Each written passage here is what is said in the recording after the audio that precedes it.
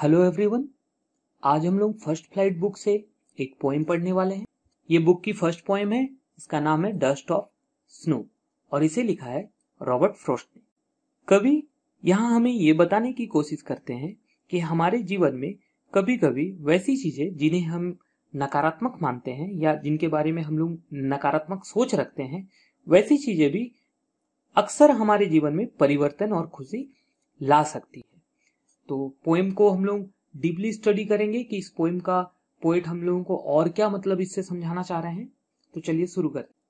The way A crow Shuk down on me the dust of snow from a hemlock tree. यहाँ कुछ important words है, उन्हें देख लेते हैं। शुक मतलब हिलाना, डस्ट यानी कि धूल, लेकिन यहाँ पोएम में डस्ट का मतलब है छोटे टुकड़े, और ये छोटे टुकड़े किनके हैं? ऑफ स्नो, बर्फ के छोटे टुकड़े हैं। हेमलॉक ट्री धतूरे का पेड़, इसे जहरीला माना जाता है। अब यह है हेमलॉक ट्री की तस्वीर, ये आप लोग देख सकते हैं। ये है वो हेमलॉक ट्री जो अभी बर्फ से ढका हुआ है। तो यहां पर कभी हमें ये बताने की कोशिश करते हैं कि कभी एक बार बहुत उदास और निराश थे, वे दुख की स्थिति में थे और वे अपने विचारों में खो गए थे। तो ये कैसे पता चलता है कि पोएट यहाँ पर दुखी है? तो ये दो सिंबल हमें दिया गया, एक हेमलॉक ट्री जो कि जहरीला है, और क्रो। क्रो को भी हम लोग अशुभ मानते हैं, बुरा मानते हैं। ये मानते हैं कि क्रो जो होता है दुख का संकेतिक होता है, दुख को दर्शाता है। उसी तरह ये हेमलॉक ट्री भी। तो इन दोनों चीजों से ये पता चलता है कि कभी इस वक्त काफी दुख में है, और उसी वक्त क्या होता है कि ये जो कौवा है, ये क्रो, इनके ऊपर बहुत सारे डस्ट ऑफ स्नो यानी धूल के महीन टुकड़े इनके ऊपर गिरा देता है। अब हम लोग अगर पोएम को ध्यान से देखेंगे तो पोएम में एक रिदम है। रिदम किसको बोलते हैं? वैसे वर्ड्स जिनका प्रोनाउंसिएशन सेम होता है। जैसे यहाँ क्रो और स्नो, इन दोनों का प्रोनाउंसिएशन सेम है, और मी और ट्री, इन दोनों की प्रोनाउंसिएशन भी सेम, लगभग सेम है। तो इसको हम लोग बोलेंगे, इस पोएम के फर्स्ट स्टैंजा की राइमिंग स्कीम है ए बी ए बी।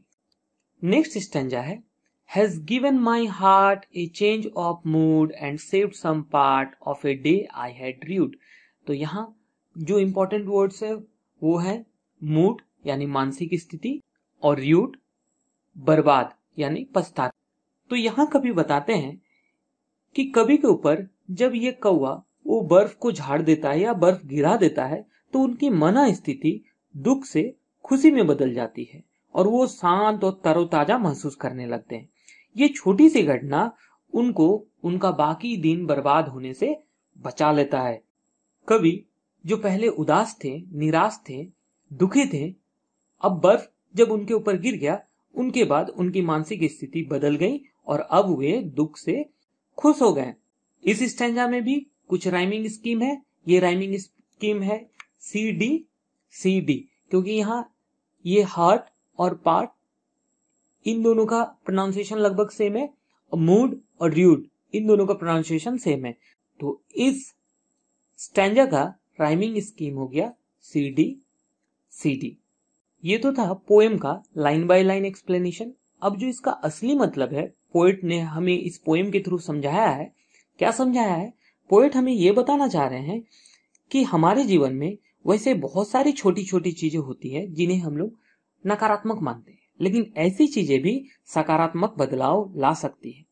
इसके बाद ये भी दर्शाता है कि यदि हम जीवन में चीजों को सकारात्मक रूप से लेते हैं तो हालात बेहतर के लिए और अच्छा हो सकता है। यहाँ तक कि हम दूसरों के लिए जो छोटी मदद या अच्छा काम करते हैं उससे बहुत बड़े अंतर पैदा हो सकते हैं।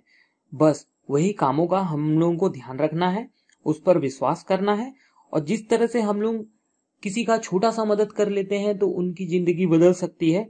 बस इन्हीं चीजों का ध्यान रखकर हमें भी छोटी छोटी चीजों को पॉजिटिवली यानी सकारात्मक रूप से देखना चाहिए, उसकी सराहना करना चाहिए, उसकी प्रशंसा करनी चाहिए।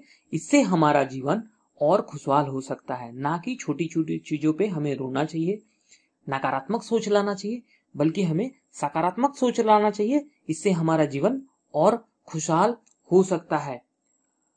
तो अगर हम लोग कुछ लाइंस में इसका समरी लाना चाहेंगे तो इसका मतलब होता है, कविता में एक सबक सिखाती है कि जीवन में हर छोटा कार्य हमारी आत्मशक्ति को बढ़ा सकता है और हमें बेहतर करने के लिए प्रेरित कर सकता है। तो इसके बाद कुछ क्वेश्चंस है, ये आप लोग खुद ट्राई कीजिए।